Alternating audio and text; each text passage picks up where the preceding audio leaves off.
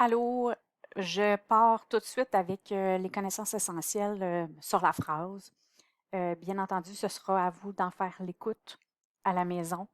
Je ne prendrai pas nécessairement le temps de revenir sur chacune de ces connaissances-là en classe. Par contre, sache qu'elles sont essentielles, donc c'est important que tu prennes le temps de bien écouter dans les prochains cours, possiblement, que je reviendrai ou que je vous questionnerai là-dessus, donc, ou que je vous demanderai d'analyser des phrases. Je vais séparer cette présentation-là en morceaux. Je ne sais pas exactement à quel endroit ça va arriver. Je vais couper tout ça parce que mon vidéo est limitée à 15 minutes. Donc, je vais couper. Je vous demanderai donc d'en faire l'écoute à différents moments, pas une heure de temps un soir, donc un 15 minutes un soir, un 15 minutes un autre soir, des choses comme ça. Donc, je me lance et ça se peut que j'ajoute au fur et à mesure, évidemment. Donc, connaissance essentielle, qu'est-ce qu'un VP, qu'est-ce qu'un VS? C'est important de bien comprendre la différence entre les deux. Ça va être important aussi de comprendre à quoi ça sert l'analyse d'une phrase. Donc, pourquoi on apprend ça dans la vie? C'est pas juste pour vous faire suer que je vous demande ça, évidemment. Les connaissances essentielles sont là pour vous aider à différentes choses, entre autres à éviter plusieurs erreurs de syntaxe en écriture. Ça vous aide aussi à placer votre ponctuation correctement, surtout les virgules qui posent vraiment problème.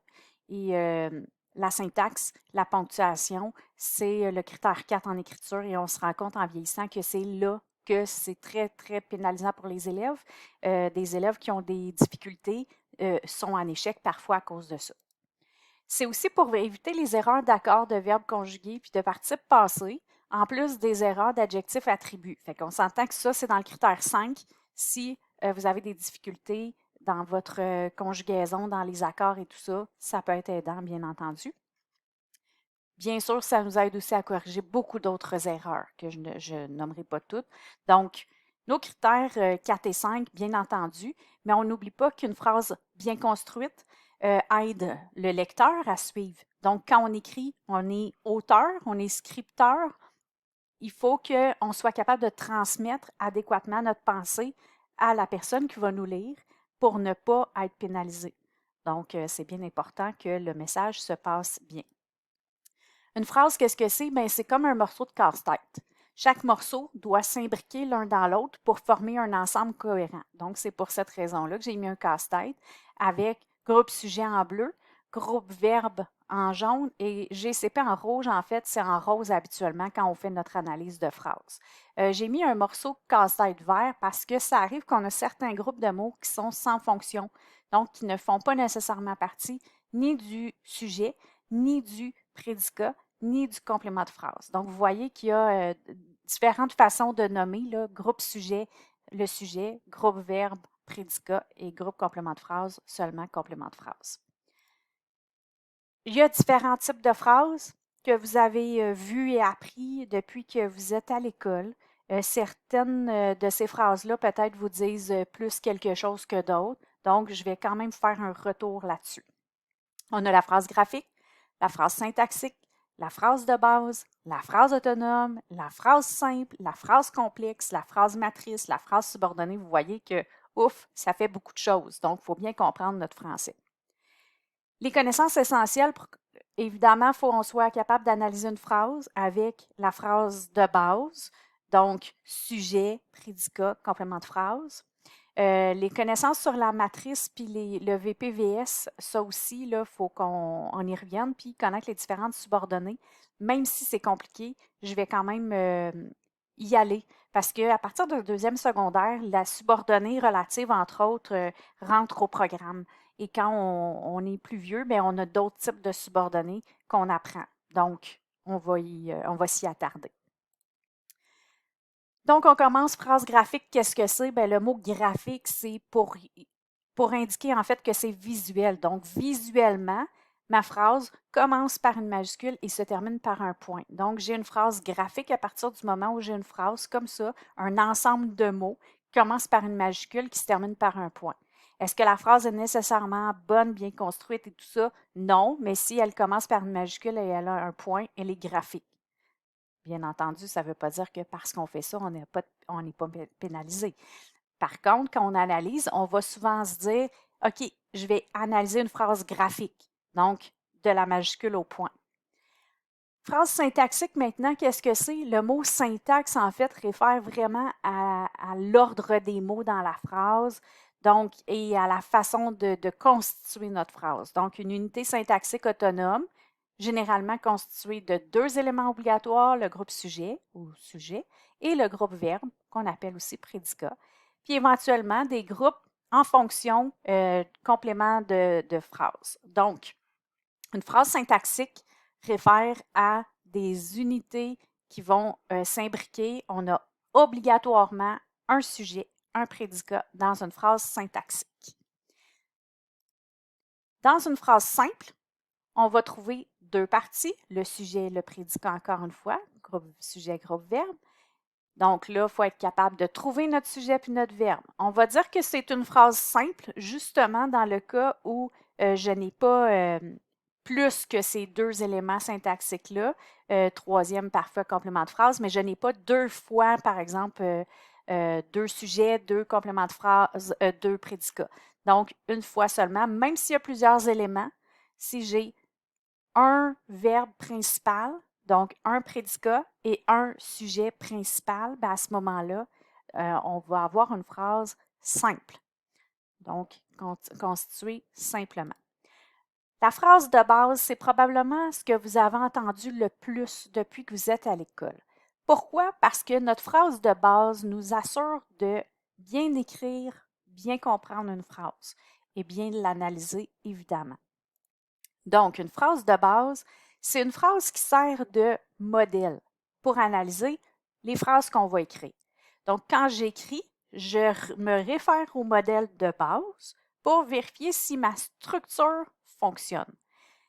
Elle permet de comprendre la structure de la grande majorité des phrases en français. Donc, quand j'écris, la plupart du temps, je respecte ce modèle-là.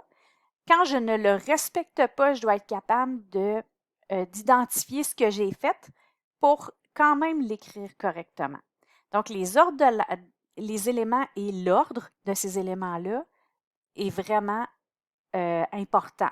Donc, les éléments et leur ordre doivent être respectés dans une phrase de base. Sujet d'abord, c'est le premier élément. Le prédicat ensuite, le deuxième élément ou groupe verbe. Là, vous voyez, je nomme souvent les deux pour que ça nous rentre dans la tête. Le groupe du verbe, c'est ce qu'on appelle le prédicat. Et le complément de phrase, s'il y a lieu, s'il y en a. C'est pour ça qu'on le place entre parenthèses parce qu'il n'y en a pas nécessairement toujours si ce n'est pas obligatoire. Exemple de phrase, j'irai au cinéma demain. Et là, si j'avais écrit plus tôt, demain j'irai au cinéma, ma phrase n'aurait pas correspondu au modèle de base parce que mon complément de phrase aurait été au début. Deuxième modèle qui est là, irai-je au cinéma demain? Ce modèle-là non plus n'aurait pas correspondu au modèle de la phrase de base parce que j'ai le verbe et son sujet, donc une inversion qui est faite. Alors, je dois être capable de voir quand ma phrase correspond au modèle de base pour ensuite faire mon analyse. Donc, sujet, ce qu'on appelait déjà un GNS. La raison pour laquelle on ne dit plus GNS, c'est que ce qui voulait dire, c'est groupe du nom-sujet, c'est qu'en fait, le sujet n'est pas toujours un nom. Donc, le sujet peut être une variété d'autres choses. C'est la raison pour laquelle on l'a enlevé. Et que certains utilisent GS, groupe sujet, pour montrer qu'il y a une possibilité d'avoir plusieurs mots, donc dans le sujet, pour le mot groupe.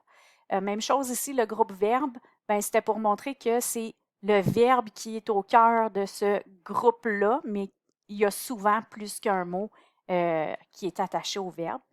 Ici, déjà, on disait le groupe fonction complément de phrase, donc maintenant, on dit simplement le complément de phrase.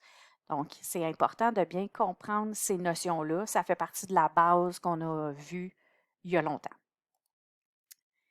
Connais-tu la différence entre une phrase simple et une phrase complexe? En fait, j'en ai déjà parlé. Oups, j'étais rendue là avec mon groupe 47, donc on oublie ça. En fait, la phrase simple, ça contient qu'un seul verbe conjugué, qu'un seul VP. On peut l'appeler aussi une phrase autonome. Donc, avec un VP, ma phrase, elle est bien construite. Ça va. Maintenant, quand on parle d'une phrase complexe, c'est que ma phrase va avoir plusieurs verbes conjugués. Donc, on va dire que c'est une proposition, une phrase complexe. Donc, elle contient plus qu'une phrase, en fait, à l'intérieur d'elle-même. Donc, une phrase complexe.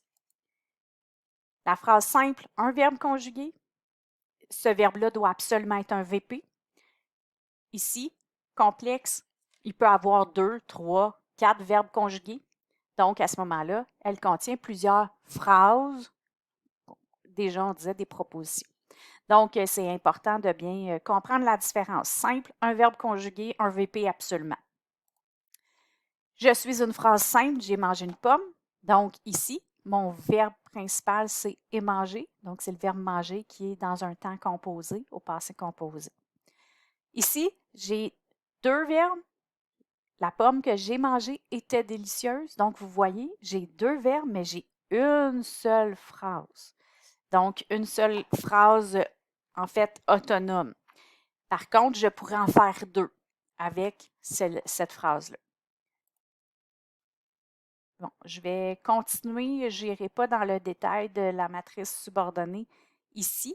Je vais aller voir qu'est-ce qui nous attend dans les prochaines pages. Donc, une phrase autonome, c'est une phrase indépendante. Ça veut dire que cette phrase-là existe toute seule. Il n'y a pas d'autres propositions, d'autres bouts de phrase là, qui dépendent d'elle. Elle a un VP, puis elle fonctionne bien toute seule. Évidemment, je vais à l'école, ça fonctionne. J'apprends plusieurs choses, ça fonctionne. Donc, j'ai deux propositions, deux phrases en fait autonomes ici. Je pourrais les coordonner. Donc, ici, en ajoutant un « et ». Je vais à l'école et j'apprends plusieurs choses. Je pourrais les coordonner. J'aurais pu les juxtaposer aussi avec une virgule. Par contre, elles existent chacune seule, donc je peux les séparer sans problème. 2 propositions peuvent être subordonnées. Je vais m'arrêter là pour cette vidéo-ci. Donc là, je suis allée vraiment, oui, rapidement, c'est normal parce que c'est vraiment des choses qu'on voit depuis très longtemps, rendu en 4e secondaire. Certains vont avoir écouté cette vidéo-là en se disant « j'ai pas appris grand-chose ». Ben, peut-être la phrase graphique, là, un petit retour là-dessus. Sinon, là, dans le prochain vidéo, je me lance dans la matrice et la subordonnée parce que là, ça va vraiment avoir une incidence sur notre façon d'analyser nos phrases.